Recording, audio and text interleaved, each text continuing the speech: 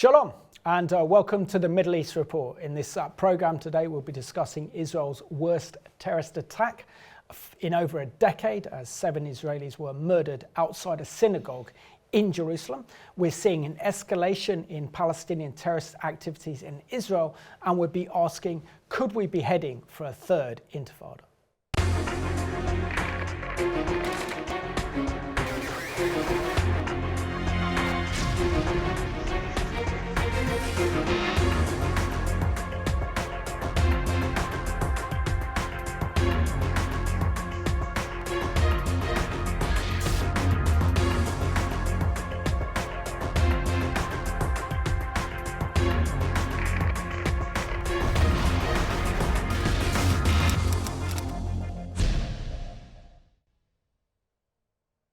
Warm welcome to the program, and I have two very good friends of mine and friends of the Middle East Report as we discuss the latest terrorist attack to take place in Israel. They are Stephen Jaffe, who is a consultant for Magen David Adom UK, together with Alistair Scott, the director of Joseph Storehouse, and of course your church, which is very, very pro-Israel in Horsham as well.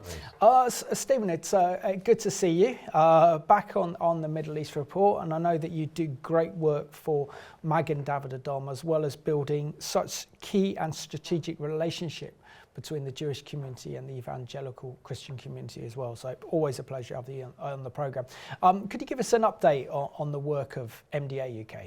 So, well, Magen David Adom in Israel, it's Israel's national medical emergency service, and they're saving lives in Israel. That's what they do, and not just in Israel. They can be active all over the world. Magen David Adom is part of the International Red Cross movement, and therefore if there is humanitarian need anywhere in the world, they're there. Saving lives. So it's a tremendous honour to be representing MDA UK. We're a support group for Magen David Adom in Israel, and we bring together Jewish and Christian friends. We have a very active Christian friends group, so active that one of the things I have to really tell you about, the viewers will be so interested in this, a group of Christian builders from Liverpool, led by Pastor John Hemus. I know a man that you've interviewed, Simon. He took a group to a Druze village on the Golan Heights and renovated a Magen David Adom ambulance station up there in northern Israel. That's giving of his time and giving of his congregation's time. So what a wonderful example that is of different faith communities coming together in a humanitarian cause. And that really is what Magen David Adom is all about. Amazing. And John's an absolutely great guy as well, and I know that they filmed it as well. So that will be coming shortly on the Middle East Report, guaranteed. And Alistair, good to see you. And personally, thank you so much for you and your wife Connie coming over to visit me when I was ill and praying for me as well. So very much appreciate that, and your friendship is very much appreciated. But can you just give us an update on the work that you're doing through Joseph Storehouse as well? Well, yeah, it's great. We're very often working together because one of the main projects we are involved in Israel obviously is helping with the MDA with ambulances and medical bikes and first responders, and that continues. I mean, over the last few months, one of the major projects we've been working on is getting bomb shelters. I think as we were counting up on Saturday when we had our last meeting, and I think we've now delivered 99 out of the 100 that we had proposed. And then we're aiming to go for another 100 because it's desperate. As this program, we're going to be dealing with the terrorist attacks and the kind of upstaging of attacks on potential attacks on Israel. So having bomb shelters are an essential part of the whole nation, not just down in the south, which is obviously the first line of attack when it comes out of Gaza, but right across the country too, because the threats from Syria are just as important to us to realize, and we as Christians need to be praying into, and Lebanon too. So yeah, it's a great time. We also work on many platforms together, and including you, where we talk about the MDA and the closeness of our relationship. And in the church, as you said earlier, our pastors are so strong on Israel and standing with Israel, and I know they're personal friends of yours as well. And they send their regards, actually. I saw them this morning, so do pass those on to you. Excellent. And Stephen, sadly, we have to discuss the worst terrorist attack that's occurred in Israel in over a decade. Last time was in 2011 when terrorists crossed Israel's border from the Sinai and killed 8 Israelis. This time, this attack was in Neve Yaakov area of Jerusalem, outside a synagogue where an Arab resident of East Jerusalem drove to the synagogue, got out of the car, first shot an old woman nearby, then shot a motorcyclist. And as there were religious Jewish people outside the synagogue, or maybe going into the service, about 8:15 last Friday, the 27th of January, which marked International Holocaust Memorial, opened fire and shot and killed another 5 Israelis who were Israeli worshippers. What is your response to this hideous and evil terrorist attack that we saw in Jerusalem last week? Well, I first heard about it after Shabbat. So you go from the tranquility of Shabbat with its sanctity, and you're suddenly hit by the reality of what other people have gone through in that period. It was obviously one of shock. My own feelings are the same as everybody else. Your heart goes out to people who are caught up in that terror attack as victims, their families, what they're going through. We'll be talking about the first responders, the people who have to deal with that beyond the scene to help, the trauma that they're going through, and a sinking feeling as to where this is heading. What are we seeing here? Is this it's sheer hatred? You mentioned the fact that it was International Holocaust Memorial Day. We're thinking then about never again, about the hatred that can lead people to randomly murder other human beings because of who they are, in this case because they're Jews. We're seeing that on the streets of Jerusalem last weekend. I know that Christians pray for the peace of Jerusalem as Jews pray for the peace of Jerusalem. We're commanded to do that, and then we're confronted with such a shocking reality. Absolutely. And Alistair, as Christians, our heart goes out to the families of these victims who their loved ones won't be coming home. And there's something absolutely horrific when a life is actually taken away by a terrorist incident. And sadly, for the last decade, we haven't seen too many terrorist attacks in Israel, thankfully, compared to previous decades. But to see this level of terrorism and violence directed against Jewish worshippers that were outside the synagogue when it happened in Jerusalem, what are your thoughts on this terrible situation that we saw last Friday? Just like Stephen's just saying, we were horrified. That whole week I'd been part of so many Holocaust memorial services. I did one in Wimborne in Dorset on the previous Sunday afternoon, and then we had prayer meetings going on in various places of Sussex, because we want to make sure it's never forgotten what happened in the Holocaust. And as I read a statistic or heard a report that out of the Holocaust survivors, there's around about 160,000 still alive, 155 to 160. 1,100 of those are over 100 years old. Wow. So, they're getting older, and they are still wanting the story to be told. And, in the midst of all that very morning, the Friday morning, my wife and I, we always spend about an hour every morning praying for things that the Lord puts in my heart. And we were praying on another subject. But in the midst of the prayer, I just felt this burden to pray about the peace of Jerusalem, and on this Holocaust Memorial Day. And the words came out of my mouth, Lord, make the security forces, the police forces, alert, keep them on a high alert at this time. There wasn't a high alert sort of call in the nation. And then, we went through the day. I had other meetings during that Friday, and then coming back in the evening to hear the report. Yeah, it's evil. It's absolutely frightening, and I guess it's a reminder for all of us, as Stephen just said. They as the Jewish people, they are praying for the peace of Jerusalem. We are commanded to do that according to Psalm 122, verse 6, and the whole psalm. And for us, let's stay high alert as intercessors, as those watchman on the walls of Jerusalem. You may be living in London or anywhere in the world, but if you're called to be a watchman on the walls, God can open up our eyes and show us things in advance. And yeah, let's be prayerful. But the other thing is, these are people, these are human beings, these are real people, these Jews that were killed on that day. And sometimes we can see so much death on our TV screens that it almost just becomes a statistic. Don't let it happen. These are real people, they have families. Let's do what Isaiah 40 tells us to do, you know, comfort my people, says the Lord. So let's comfort them in any way we can. So let's have a look at this CBN news report on Israel's worst terrorist attack in over a decade, also on the eve of the visit of US Secretary of State Antony Blinken's visit to Israel. On Friday night, a Palestinian gunman killed 7 and wounded 3 others. The dead ranged in age from 14 to 68, including a couple who tried to help the victims. The terror attack took place outside the Ateret Avraham Synagogue behind me in the Jerusalem suburb of Neve Yaakov. The attack took place when Jews here were celebrating the Sabbath and also while the world was commemorating International Holocaust Remembrance Day. Very difficult for us. I talked with some friends here. They say me it was very, very heavy. They hear the shot. One of them want to go down to see what happened and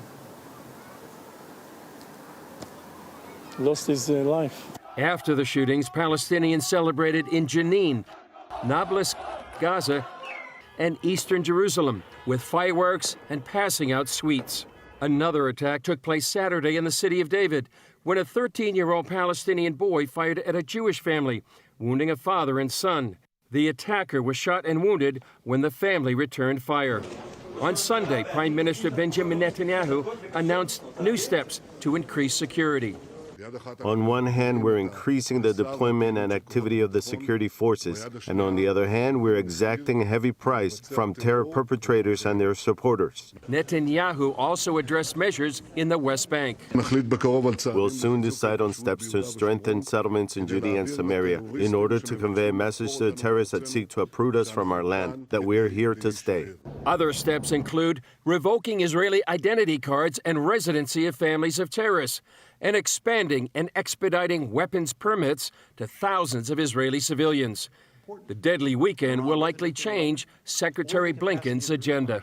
Before the visit, there was a lot of talk about judicial reform. There was a lot of talk about, can we revive the two-state solution or bring it up a level?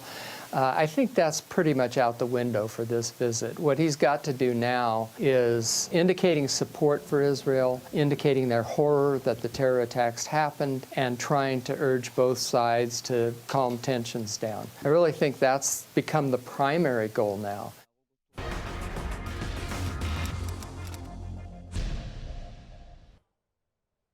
And let's continue to keep the victims of that horrendous terrorist attack in our prayers. Their families must be absolutely devastated, and also need to pray for the peace of Jerusalem right now, but also show our solidarity towards Israel and the Jewish community. Stephen, as a representative of Magen David Adom UK, you are Israel's emergency service, you are Israel's ambulance service, and we know, and I've done enough programs on the Middle East reports with MDA to highlight the excellent work that you guys do, but I mean, nothing really can prepare paramedics working for MDA for a terrorist attack to know that they were called, there was a terrorism instance, they were called to go at the scene, they don't know what they are going to expect, and then when the paramedics arrived, they saw that 5 Israeli residents of Jerusalem were dead at the scene, another 2 were injured, but then later died in hospital. Can you share with us Israel's incredible response to these horrendous terrorist incidents, and also the depth of character and the strength for Israeli paramedics to go into a terrorist situation like this, and to deal with a horrible terrorist attack? Well, thank you, Simon. I think one thing to make clear is that Magen David Adom is Israel's largest volunteer service. So of about 25,000 people who work for MDA, about 20,000 of them are volunteers. That means they can be as young as late teens, early 20s. And anybody's instinct in a scene of terror is to get out of that place as quickly as possible.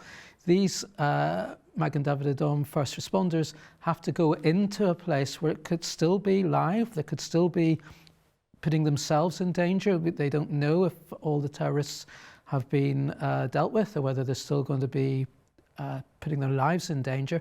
Beyond that, there is the trauma of seeing mass casualties and having to make split-second decisions as to who to focus your treatment on, because you have to make a split-second decision as to who's gone and who you might be able to save. So that's putting your skills at the absolute test at a period of tremendous personal stress, because you're heading into a dangerous situation. So it's hard for those. I represent Magen David Adom UK, which is a support base. I'm not a trained paramedic. I could never foresee myself having the bravery or the strength of character of what those MDA staff go through.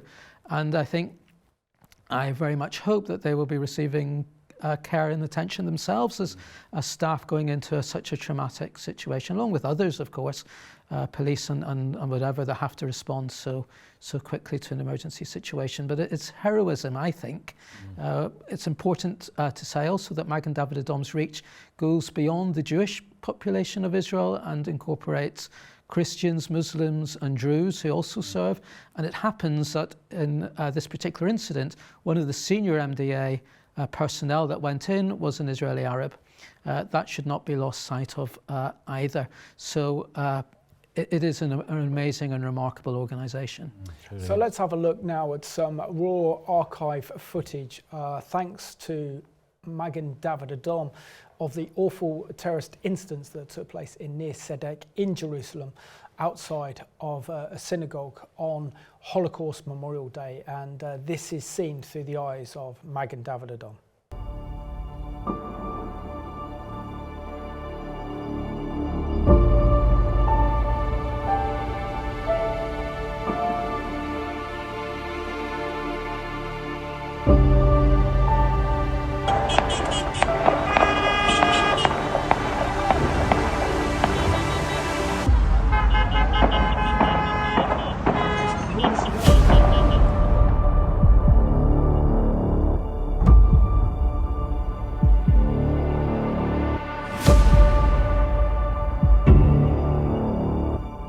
לצערנו הרב, כמו שאמרתם דני, ערב קשה, לילה קשה, פיגוע קשה מאוד.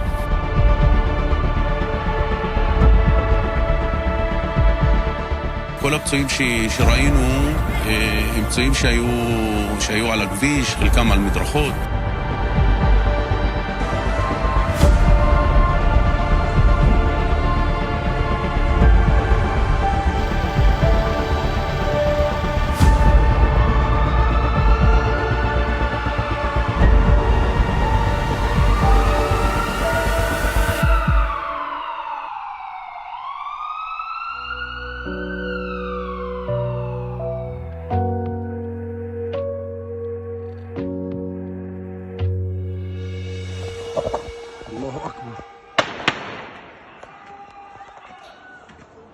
الله أكبر!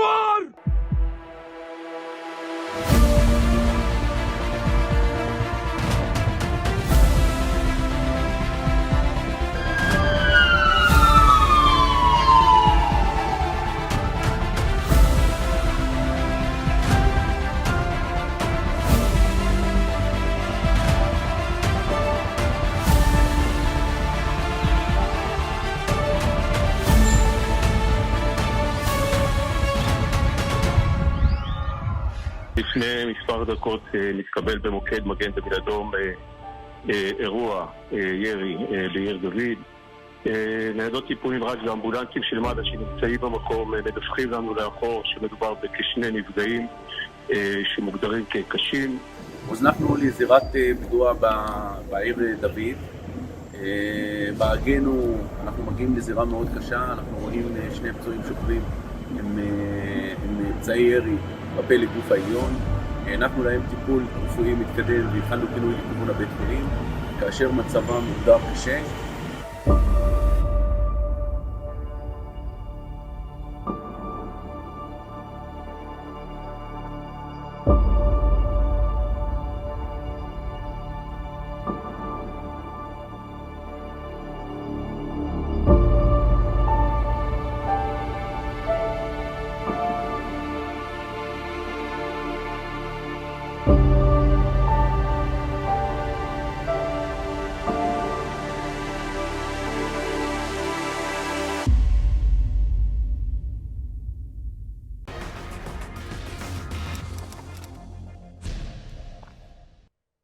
Well, that excellent video there produced and courtesy of Magen David Adom is one of the main reasons why Magen David Adom need your support and your prayers in the vital work they do when we see horrific terrorist instances like we did last Friday that was International Holocaust Memorial Day.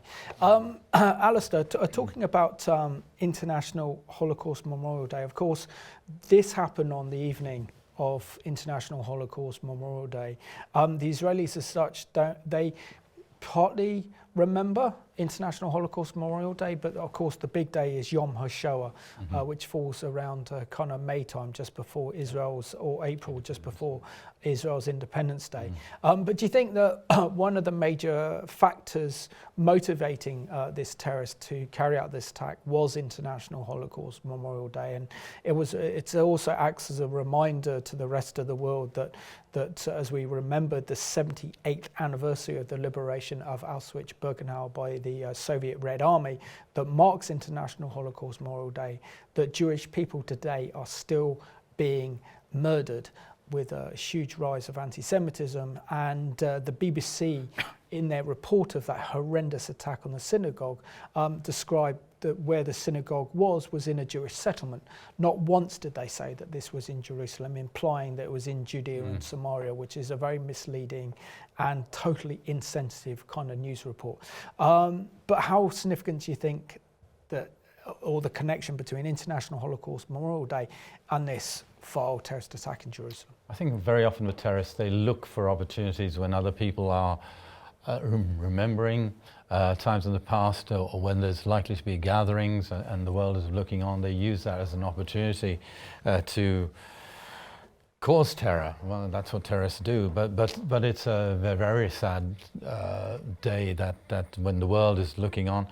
And remembering the horrors of how the Jewish people were treated a generation or two before us, and speaking out and saying, you know, let's not forget, because we must remember, we must not be silent or be silenced on these things. And then you get another terror attack, and in some ways, as horrendous as it was, I think it brought to the attention to the world that into most nations, at least, you know, most of the Western nations, on a day when we were remembering the horrors of of recent history, it's still real today for Israel. I mean, you know, so many people, as we've just seen in that report, the MDA have been dealing with terror victims over 24 hours of a large number of people who've been killed or injured. And, you know, even in that incident on last Friday at the Memorial Day, when they were coming out of the synagogue, you know, they're coming out after, you know, Shabbat. It's a time of rejoicing, it's a time of having peace with the family and so on. And this terrible attack takes place. And it's hard to even begin to understand, but two of the people who were the victims were actually two people who ran to the aid when the incident started. So, you know, most, as I think we were talking about this earlier, the instinct is to run away when you hear a bomb attack or a gunshot or whatever. But two of them actually ran to help the injured, and they were two that got killed too. So you know, it's something for us to remember. They are innocent people who are just doing what you and I would do on a Friday night, perhaps. You know, if you're a working man, you come back on a Friday evening. We always do celebrate Shabbat, but you might just come back and want to relax. And that's what was happening in Israel. And yet this was a day of horror, a terror. And as you said in the introduction, the greatest terrorist, or the highest, not the greatest, the largest terrorist attack in over a decade in the nation. So it keeps us alert spiritually, but it keeps the security forces in Israel alert daily. And MDA, my goodness, they do a wonderful job. We need to keep praying for those people, because I've come across a dead body as part of my pastoral duties when an older father was visiting one of our parishioners, and I got a call at 5 o'clock in the morning and saying, can you come round, because I think my father's died. He seems to have had a heart attack. And I was kind of shocked into it, but went in there, and you think you've seen dead before, but every time it has a major effect. And this wasn't like a terrorist attack, this was just a heart attack. Well, just a heart attack, I'm not putting it down, but you see what I mean. There wasn't any sign of blood or anything. But it affected me in a kind of trauma, not in the same sort of way. So I think for these MDAs and the first responders and the police force and all those general public who would have seen the incident, my goodness, we need to pray for them, that they do get the counselling that Stephen was talking about earlier. Yeah. And Alistair, sadly, the same weekend we witnessed a 13-year-old Arab boy open fire with a handheld gun at a father and son who were just leaving the Friday night service at a synagogue. I think this may have occurred on Saturday morning, I'm not entirely sure. But thankfully for him, they picked on the wrong people, because his son was an IDF officer and also a paratrooper who was on reserve duty, and who was able to shoot and wound him. I mean, even in compassion, he could have killed him, but he decided not to. But what does this say really about this major problem that we're having in Israel now, particularly in Jerusalem? And don't forget this, that Jerusalem is under Israeli sovereignty, that Israeli Arabs now are being radicalized. A 13-year-old boy was so radicalized to pick up a gun and try and kill a father and son coming out of a synagogue service in Jerusalem. This is shocking, isn't it? Yeah, absolutely. To me, it's a form of child abuse. You know, how that boy was sent out to indiscriminately kill, again, Jews, and it's this spirit of killing whoever you come across purely because they're Jewish. That is the motivating force, and that is a direct link to the Shoah. It's a direct link to the Holocaust. It's the spirit of trying to kill people because they're Jewish, irrespective of their, politics, their religion, secular. It's to kill as many people as they can, and that's been inculcated in a 13-year-old boy who's been supplied with a gun, sent out on a mission by adults. That is grotesque child abuse, and I hope that the NGOs out there, all these humanitarian organisations that are very quick to condemn Israel for whatever it does or doesn't do, that they will condemn those organisations that not only sent this boy out but applauded it. I'm thinking also of the Hamas summer camps, which is an annual event in Gaza where children aren't taught sports, they're not taught games, they're taught how to hate and how to kill. And this is happening in front of everyone's eyes. It's documented, we all know that it happens every year, and it's allowed to happen every year. 20,000, sorry to interrupt you, but around 20,000 Palestinian children from Gaza, and from anything from the age of, I think, 7 right up to 16 or 17 took place last summer. So it's child abuse, absolutely, and it should be condemned, and those responsible for it should be held to account. Yeah, and Alistair, I mean, I do think when we're looking at this situation, particularly as we've seen 2 terrorist attacks, 2 of them were Israeli Arabs living in Jerusalem. And what comes to mind really, and we saw that excellent CBN news report by Chris Mitchell, is the celebrations afterwards. The celebrations in Gaza, which you can maybe expect they would do that, or within the Palestinian Authority, but to actually celebrate in Arab Jerusalem with fireworks and celebrate this horrendous terrorist attack against innocent Israelis and Israeli worshippers is absolutely barbaric, particularly considering the freedom that Israeli Arabs are given, how they have a much better life than any other kind of Arabs living anywhere else in the Middle East. And then they respond by doing this. It's unbelievable, isn't it? It's inhuman, isn't it? It's just hard to understand. I did watch a report yesterday, again, I think it was from CBN, and it showed in the streets of Jerusalem women going out with bowls of sweets in this celebration, giving sweets to people because of the death of Jewish people. I mean, you know, you don't do that for your worst enemy. You know, even in a wartime situation, you don't celebrate when somebody's killed. It's a horrendous thing. And yet, you know, fireworks going on in East Jerusalem, which would have been seen right across the city, to celebrate death of innocent people. This wasn't a wartime incident, was it? It wasn't, you know, one army fighting against another army. This was people, families coming out of a synagogue, coming out of a, you know, it could, if it was an Islamic nation, it'd be coming out of a mosque and gunned down. It's just unbelievable that they could celebrate death of any kind. But they did that with 9/11 as well. Yeah, yeah, absolutely. It's not the first. I mean, in fact, talking about the 13-year-old boy and being used like that. Now he has parents. You know, they would have known that he was going out, and he wouldn't have, you know, how does a 13-year-old boy get hold of a gun and go out shooting in the streets at people? But it's propaganda, isn't it? Because we've seen this happen before, where Israel has had to respond to an attack, and then there's a child gets killed, and it's immediately blamed on the Israeli soldier rather than their own. Yeah. And the human shields they use women and children as shields, so that when there's a response back, there's going to be innocent people killed, and that's great for the propaganda. So, you know, we've got to realize this is happening, and I know even in Israel they realize the battle for the media attention and the truth to come out of the media is almost greater than the battle against the terrorism, because it's the publicity that they get and the way, as we talked about earlier, the BBC or CBN, or not CBN, a great CNN, or any of the other media outlets will report these incidents, and I'm sure they were thinking, if this young boy gets killed, that would be used as a propaganda against Israel. As we saw with Mohammed Durrah in 2000, which sparked the second Intifada, which we'll probably get on to talk about later. Stephen, but doesn't Israel now have a kind of major security problem? Because before, it didn't pretty much have to worry about Arab citizens of Jerusalem, because they are part of a united city. And if you're an Israeli Arab, you can get on one of Israel's trams from East Jerusalem to go over to West Jerusalem and travel anywhere you want around the city.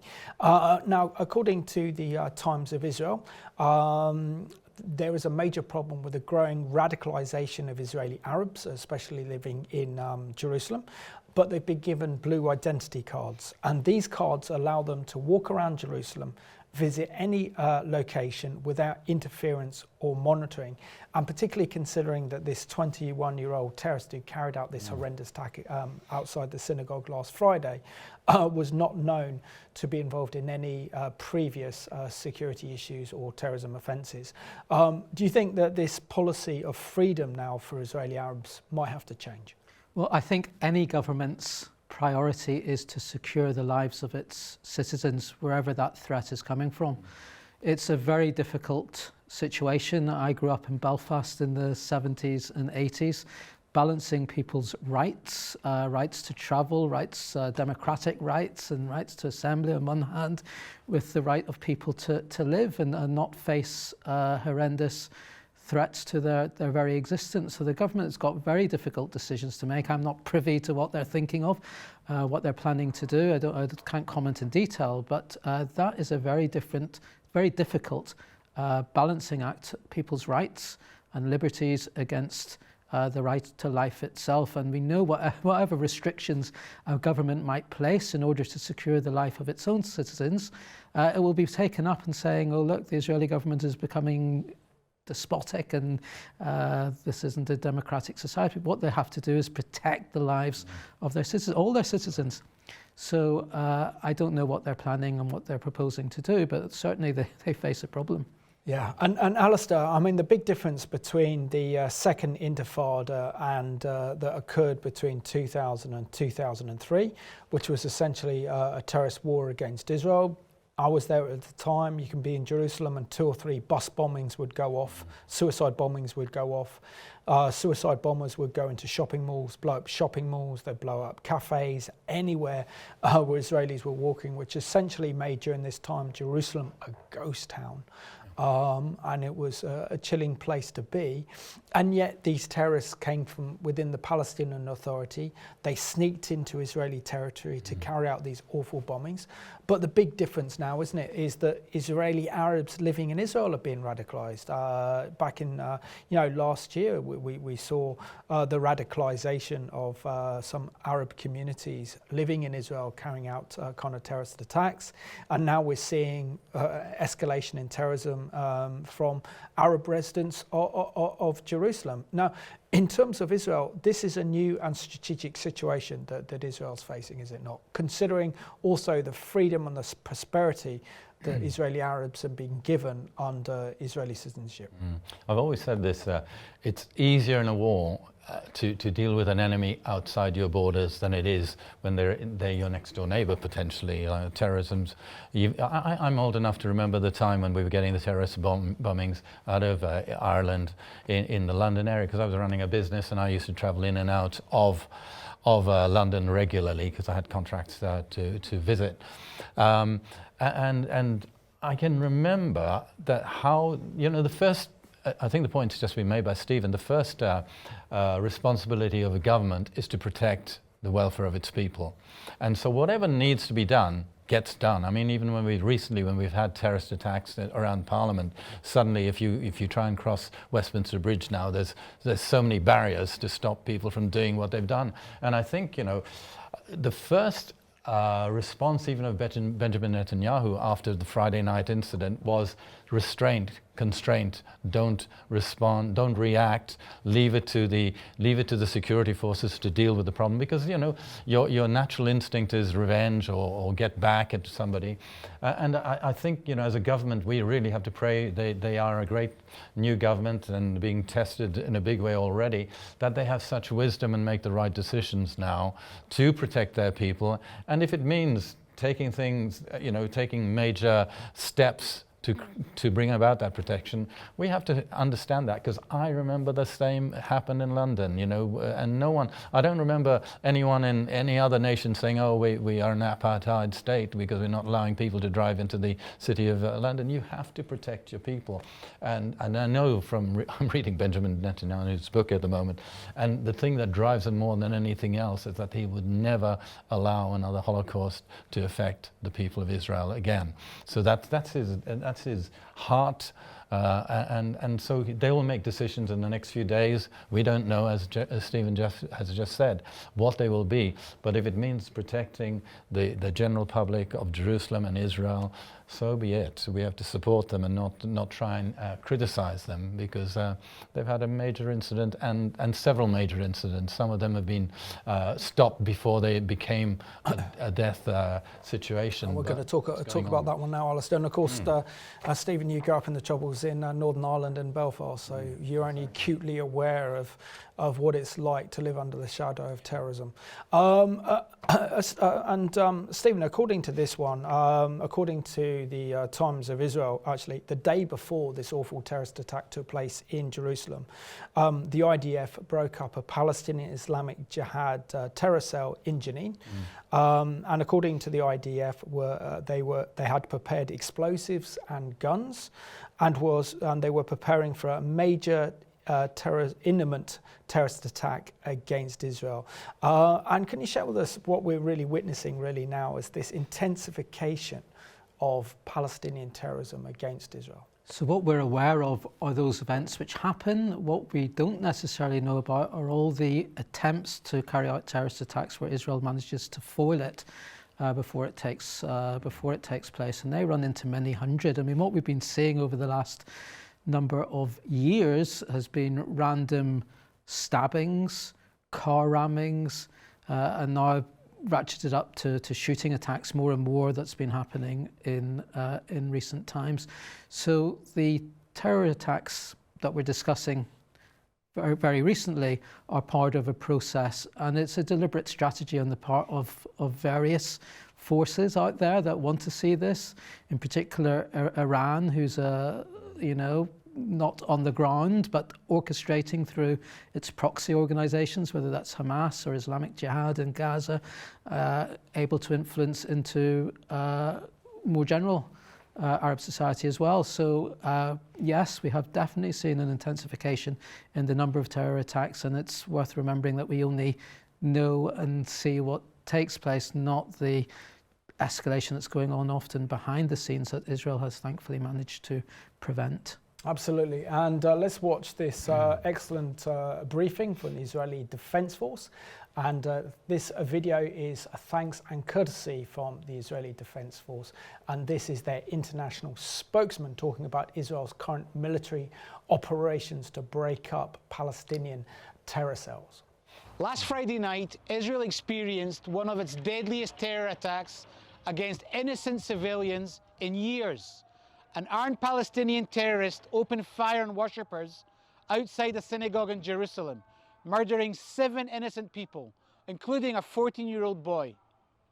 Many around the world condemned this horrific attack. However, there were others who drew a false and twisted parallel between IDF counter-terrorism operations and this horrific attack on innocent civilians. Let me be clear, the difference between the two is night and day. These operations are carried out based on precise intelligence to stop the threat of an imminent attack, such as last week's operation in Jenin, right here behind me. A terrorist deliberately targeting civilians in a synagogue is the very opposite. The attack on Friday night is a tragic example of what happens when the information required for an operation did not exist. Here at the Jalami crossing, thousands of Palestinians from Judea and Samaria are continuing to come through into Israel for work and humanitarian purposes. While civilian life continues, the IDF has raised its readiness and preparedness for any operational scenario. We will continue to do everything we can to protect Israeli civilians from any threat.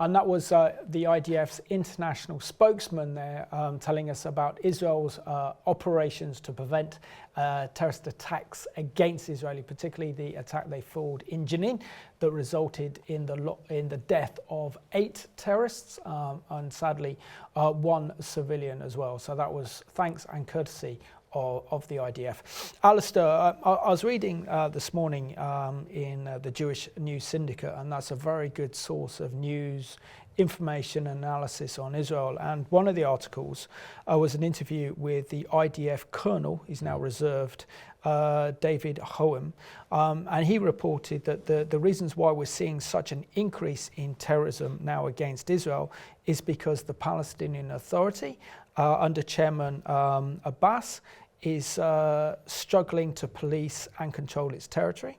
And apparently, according to him, that the Palestinian Authority does not control Jenin anymore. And even Palestinian security officials are prevented from entering Jenin. What does this tell us about this new dangerous situation where the Palestinian Authority can't keep control of their own Palestinian Authority? And what we're seeing now is that these terror entities are gaining more control and more power than the Palestinian Authority. I mean, we've seen this for a while, that the policing of terrorism in the Palestinian Authority's supposed control areas has been pretty poor. And we all know that there's a major input or upsurge of the support coming out of Iran, which is sponsoring, financing, training. They're training the terrorists themselves, and then they're sent in to start their terrorist work in starting in their own areas, but aimed at destroying Jewish life. So it's not surprising. We know this is happening. The influence is getting greater and greater from outside. And I guess Mahmoud Abbas is fighting for his life out there to stay in a position of authority. But the authority is not really there because the people are being trained outside. And they are more disciplined in terrorism, unfortunately, than the Palestinian Authority are. So I think it's sadly, in the natural, it looks like things are going to get a lot worse. And of course, there's also the counter threats that are coming out of Russia as well, because they are very dependent on support of Iran too. So they are threatening Israel as well, particularly on this recent attack that happened in Iran, because it affects their drone patrols, if we can call them that. And it's a big help to the Ukrainians as well. These Israelis possibly taking out and blowing up a drone factory more than they realize, in Iran. Stephen, Colonel David Hoem, being interviewed by JNS, is effectively a warning that we could see an escalation of Palestinian terrorism and activities. And he talks about the possible urgent need for Israel to carry out counter-terrorism offensive against these new deadly Palestinian terrorist organizations within the Palestinian Authority. What are your thoughts on the prospect of Israel having to launch another war against terror within the Palestinian-controlled areas? Well, Simon, I'm conscious that I'm here to represent Magen David Adom, which is an organisation there to save life. And so my prayer would be that that's not necessary, that those who are responsible for these terror attacks pull back themselves and pressure is put on whatever authority the Palestinian Authority has. And I'm afraid your analysis may well be very correct there, that there's a political vacuum. Mahmoud Abbas is in what year? 15, is it, of his four-year term? I'm losing count. The man's in his mid-80s. He is losing authority in the major urban centres, and that's clear. My prayer is that Israel doesn't have to do that, because it's dirty. It's to have to go in there and take on these organisations, terror organisations, on their home patch, will result in loss of life, and nobody wants to see that. No Israeli wants to see their son or their children in the idea of having to risk their lives. Let's pray that that doesn't materialise, but sadly the forces on the other side are intent on conflict. That's why they've launched an indiscriminate attack on civilians, in the hope that Israel will indeed have to respond in that way, and then these organisations go to the world media and say, look what Israel's doing. So we've been there before. Sadly, conflict is part and parcel of that region, but my prayer is that it's not necessary, and that's so that lives are saved. No, absolutely. No, of course. And Alistair, the Colonel's also warning that we could see a huge escalation come Ramadan, which takes place this year around mid-March.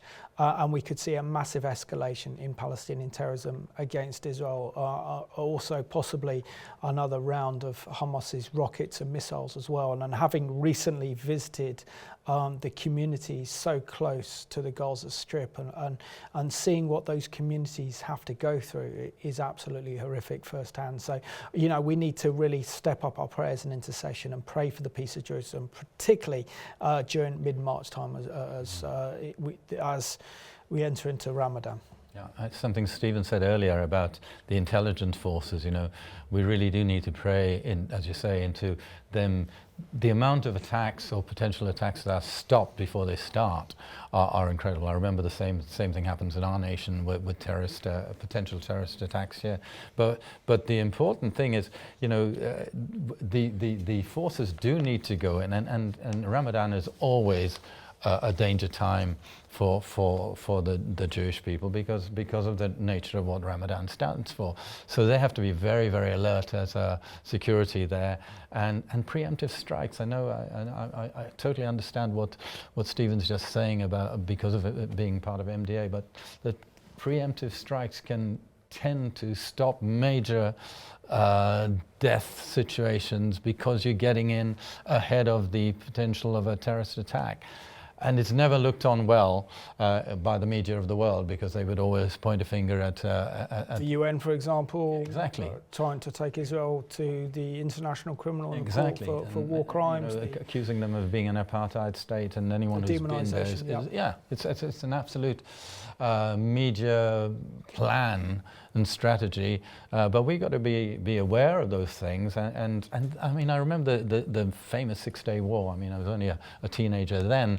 That they went in with a preemptive strike because they knew the forces were coming against them, and it actually it caught the enemy, the huge enemy, off guard and stopped what could have been a slaughter of Israel, and it made it a short war. And then likewise in Yom Kippur, I think in Yom Kippur, the war, they almost did the opposite. They felt they should have gone in for a preemptive strike, but held back because they knew that the world would criticize them, and eventually it therefore cost them more lives. So I think, sometimes as awful as it is, and that's the one thing about the difference between the Jewish mindset and the terrorist mindset, is that one life is so important. Saving a life is what matters. But on the other side, wisdom and moving in with those security forces to stop something before it becomes a major incident. Yeah, well, sadly, these are the complexities and the challenges that any Israeli government, and particularly the Prime Minister Benjamin Netanyahu, has to face. He's also then has got to know that he's got to try and win US backing for that when they're trying to push for a kind of two-state solution and renewed peace negotiations between the Israelis and the Palestinians. That's why the Secretary of State, Antony Blinken, is currently in the region talking with Israeli leaders and Palestinian leaders as well. So there are so many different factors involved in this. But with less than 5 minutes to go, and of course this is, we're in February of first week of February 2023. Stephen, how as Christians can we step up our support for Israel and the Jewish community? And prior to this program and prior to this kind of horrendous terrorist instance, we were going to talk about how can Christians respond to the rise of Jew hatred that we're seeing around the world today, particularly as last week we marked International Holocaust Memorial Day. Well, thank you, Simon. I think, the situation, as we know, is not getting better, and it won't get better. So it's really vital that those who wish to stand with us as the Jewish people make their voices heard. And I salute what Christians are already doing in support for Israel. I think what Alistair's already mentioned, the practical support of standing with Israel. When Christian friends sponsor an ambulance for Magen David Adom, it says both in Hebrew and in English that it's been paid for by Christian supporters of Israel, and that shows the Israeli people that they have friends in the Christian world. So that's vital, it's visible, it's practical, and it's saving lives.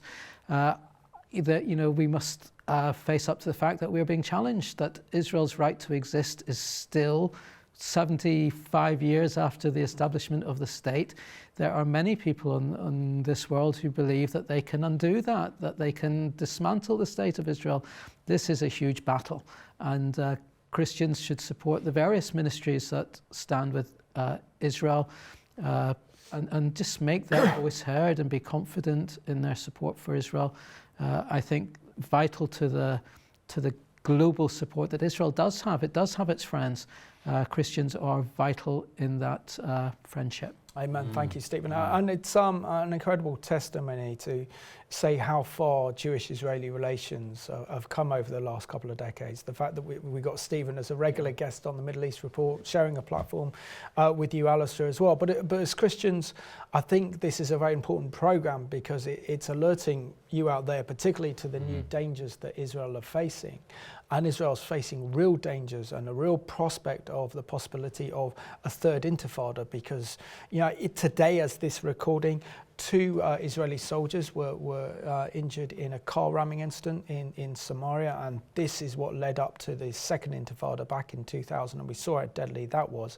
But this time we also could see a huge rise of violent attacks by Israeli Arabs as well, which is a new issue that Israel will have to deal with. So how vital is it that Christians understand Israel's security situation, that we pray for this new controversial government that Israel has, and that we pray for the peace of Jerusalem and stand up for the Jewish community and the rise of Jew hatred. 30 seconds, I'm afraid. I think we have to raise up and pray even more. We need to unite as Christians, and actually this incident that happened in the last few days kind of brings things into a magnifying glass, and rather than have opinions about it, I remember my pastors, when they first went to Israel, they came back and said, we're not on one side or the other, we're on God's side. And that's the important thing, to be on God's side and pray for our brothers and sisters who share the roots of our faith. Alistair and Stephen, thank you for joining me on this week's edition of the Middle East Report. Thank you so much. And I want to thank you for watching at home. And you know, we have to pray, particularly for the families of that horrendous terrorist attack that took place outside a synagogue in Jerusalem, the worst terrorist attack to happen in Israel in over a decade.